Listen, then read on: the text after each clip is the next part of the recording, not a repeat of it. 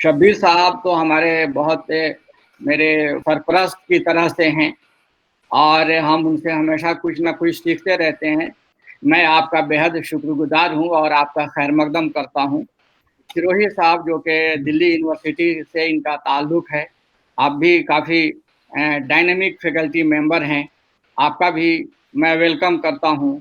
शुक्रिया सिद्धार्थ सर। मिश्रा साहब जो कि एक बहुत ही मशहूर व मारूफ और कामयाब एडवोकेट हैं, हमारी खुशकिस्मती है कि आप हमसे जुड़ चुके हैं। मैं आपका भी खैर मकदम करता हूँ। हमारे कौंसिल के vice chairman doctor Shahid Akhtar, इंतज़ामी सलाहियत की बात अगर करें तो इनका कोई जवाब नहीं है। इन्हीं के मशवरे के मुताबिक, इनके डायरेक्शन के मुताबिक, इनके इशारे के मुताबिक हम कौंसिल में तमाम काम बखूबी अंजाम देते रहते हैं और आज वाइस चेयरमैन की हैसियत से आज के प्रोग्राम की वो सदारत भी कर रहे हैं।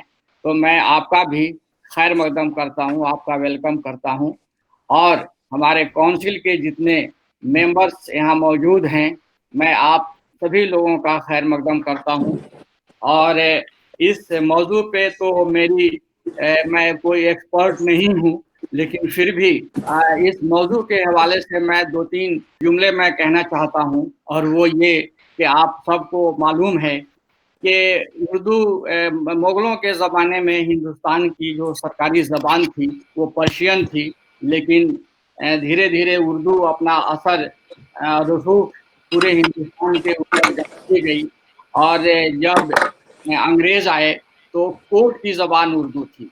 तमाम कोर्ट की कार्रवाई जिरह वग़ैरह उर्दू में किए जाने लगा और इस तरह से आज ऐसा हाल हो गया है कि जितने पुराने दस्तावेज़ात हैं, वो तमाम उर्दू ज़बान में हैं और आज भी जो कोर्ट की ज़बान है, उसमें बेइंतहा उर्दू के अल्फ़ाज़ इस्तेमाल किए जाते हैं और इतने ज़्यादा इस्तेमाल किए जाते हैं कि आज के दौर में जो जो पुलिस से महकमे से ताल्लुक़ रखने वाले जो अफ़सरान हैं, उन्हें जो है वो परेशानी होती है और अभी कुछ दिनों पहले की बात है कि पुलिस डिपार्टमेंट की तरफ से एक PIL दाखिल किया गया था, जिसमें बताया गया था कि बेशुमार उर्दू के अल्फ़ाज़ हमारे दस्तावेज़ात में इस्तेमाल किए जाते हैं और जिसको समझने से हम सब कासिर हैं, समझ नहीं पा रहे हैं, तो क्यों नहीं उर्दू ऐसे अल्फ़ाज़ को ख़ारिज कर दिया जाए कोर्ट से।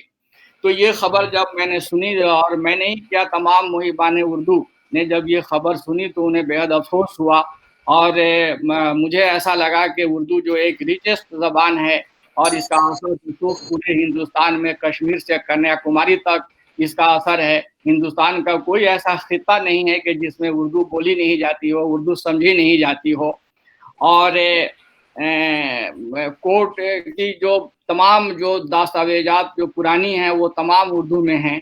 तो हम उर्दू को ख़ारिज क्या कर सकते हैं? क्या ये मुमकिन है? और अगर हम उर्दू को ख़ारिज कर देंगे तो पुराने दस्तावेज़ात को पढ़ने के लिए वो कहाँ से आदमी आएँगे? तो क्या ये ज़रूरी नहीं है कि ख़ास तौर पर पुलिस महकमे से या लॉ से जो लोग जुड़े हुए लोग हैं, जिनका ताल्लुक़ है, उनको अगर हम उर्दू सिखाएँ, तो क्या इसमें बुराई क्या है?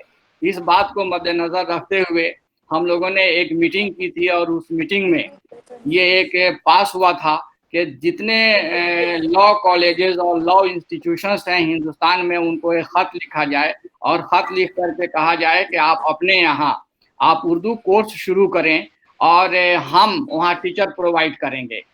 ऐसा हमने एक ख़त भेजा था तमाम यूनिवर्सिटीज़ के अंदर। हम जो है वो उर्दू का डिप्लोमा कोर्स चलाते हैं पूरे हिंदुस्तान में।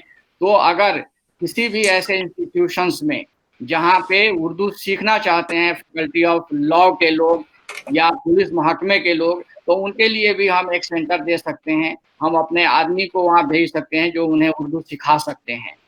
तो इन्हीं बातों को मद्देनज़र रखते हुए आज का इस प्रोग्राम का इनेकाद किया गया है और मुझे आप सब के सब काफ़ी विद्वान हैं, आप माहिर तालीम हैं और इस मौजू पे मुझसे ज़्यादा बेहतर बोल सकते हैं और इनफैक्ट मैं ही नहीं बल्कि पूरे हिंदुस्तान के उर्दूदाँ तबका आप लोगों की तहरीरों को, आप लोगों की तकरीर को सुनना चाहते हैं।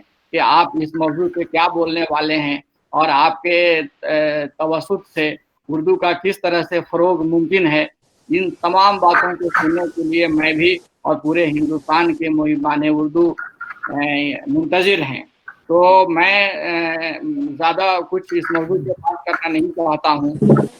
آج کے اس پروگرام کو آگے بڑھانے کے لیے جو ہماری کونسل کی لاء پینل کی ایک فعال شخصیت ڈاکٹر پروفیسر نزہت پروین خان صاحبہ سے میں گزارش کرتا ہوں کہ اس پروگرام کو آگے بڑھائیں. بہت بہت شکریہ.